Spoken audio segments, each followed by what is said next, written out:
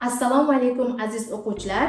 Bugun sizlar bilan ingliz tilida yana bir muhim mavzulardan biri there is zerani o'rganamiz.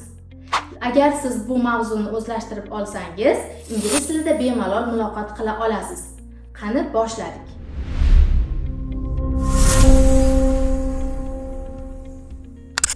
Bu mavzu orqali siz biron joyda nimadir borligini, ko'p narsa borligini, bitta narsa borligini bemalol ayta olasiz. Misol uchun there is ga keladigan bo'lsak, there is bitta bor degan tarjimani beradi.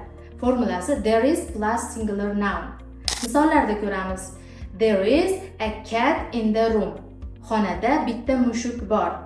There is a book on the desk. Partaning ustida bitta kitob bor.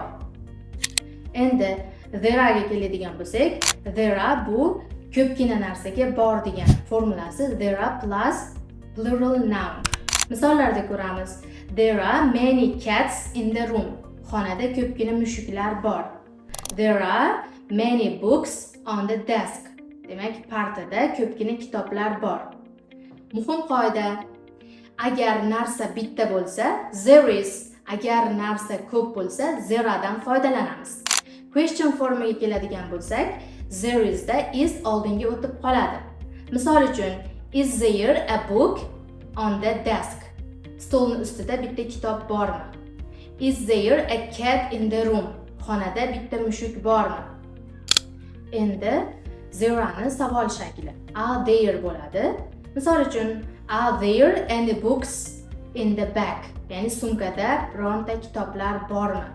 Yoki are there many cats in the room? Xonada ko'pgina mushuklar bormi?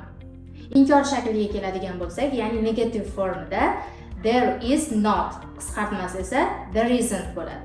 There are not qisqartmasi there aren't bo'ladi. Misollarga keladigan bo'lsak, there isn't a pen in my bag. Mening sumkamda ruchka yo'q. There aren't any books in my bag. Sumkamda hech qanday kitoblar yo'q. Darsni yaxshi o'zlashtirish uchun Roundup 1 kitobidan mashqlarni bajarib boring. Agar tushunmasangiz, videoni qayta ko'ring. Darsimiz yoqqan bo'lsa, bizga obuna bo'lishni unutmang. Keyingi darslarda ko'rishguncha xayr.